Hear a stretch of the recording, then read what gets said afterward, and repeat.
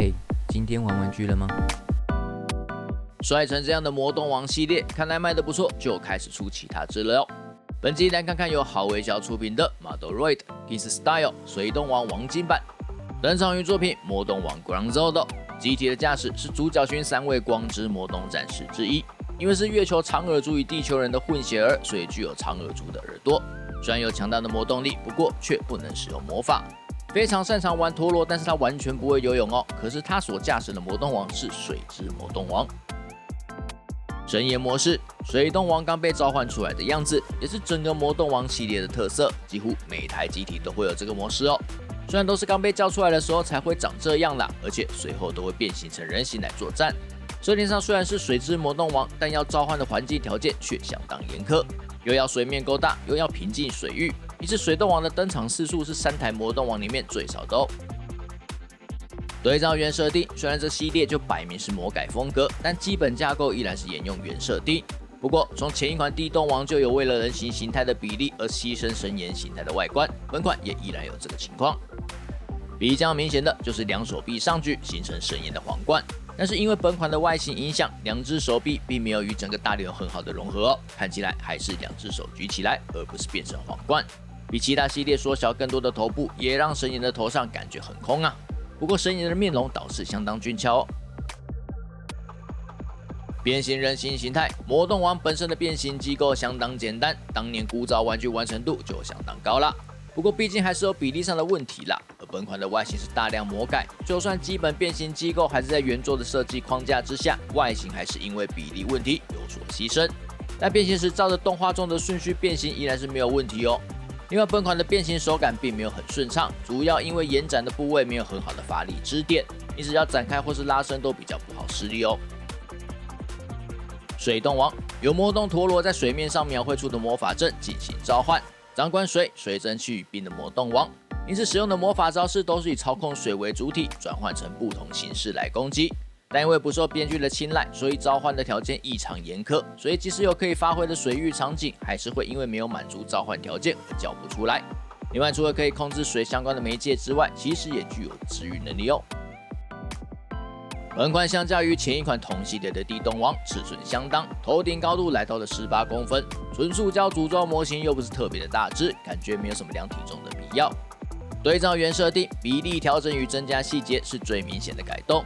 头部大幅的缩小，因此有助于整体的帅气度提升。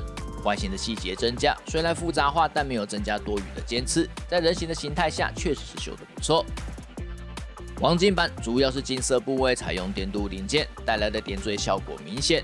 在2边肩膀装甲的内侧都增加了像是水轮机的结构。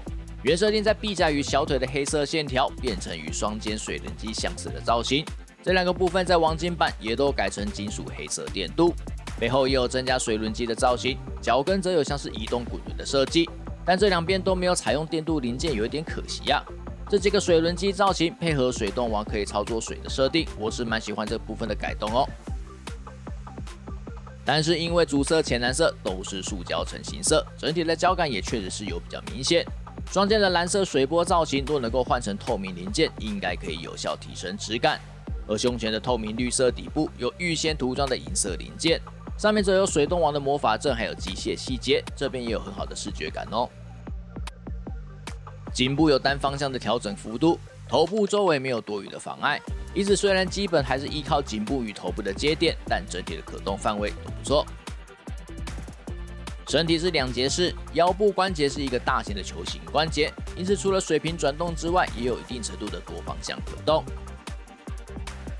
手臂转动没有问题，肩膀根部有上下以及外拉范围，可以些许的向后可动，但胸前的角是不可动，因此向前的范围还是有被干涉到。肩膀装甲是变形机构，因此可以独立的单方向可动。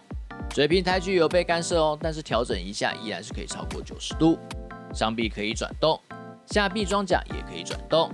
手臂弯举在下臂装甲转向的状态，幅度可以超过90度。前裙甲是变形机构。侧裙甲是接在大腿上，可以上下还有转动。髋关节没有特殊的设计，而且本款的紧实度有一点堪虑啊。大腿往斜前方抬举可以超过90度很多。侧裙甲转动让臂可以让水平抬举达到90度。大腿可以转动，膝盖弯曲有造型的电动，调整幅度优秀。脚踝关节可以往下拉开，整体的幅度都算不错，接地范围也够充分。脚掌前端是变形机构，但只能往下，不能往上。本款没有任何招式的特效键哦，只有附属主武装浪涛黄之枪。整把枪的造型同样有经过大量的修改，来与本体风格一致化。枪身的握柄有附属比较长的可供替换，黄金版的剑刃则采用金色的电镀零件。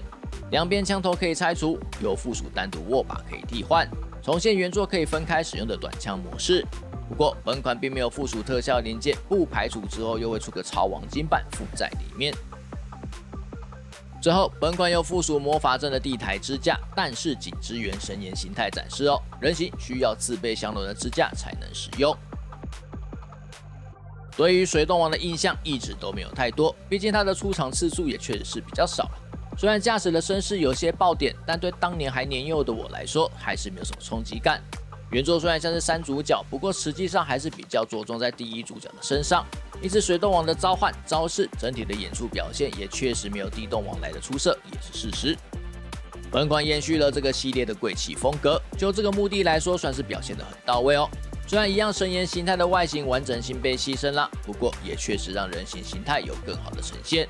而单就本体来说，我个人觉得最出色的地方还是在于新增在身上的水轮机设定。虽然实质上这些水轮机并不是从正面就能够一眼看到，但对于魔改这一部分来说，能够与原设定的调性做融合，这点相当值得赞赏。总之，这个系列大概是真的卖得不错哦。风水两台魔动王的初期型都真的商品化啦，然后合金完成品也得偿所望，只是商品化的是后几季。就这样，记得点赞、订阅、分享，拜拜。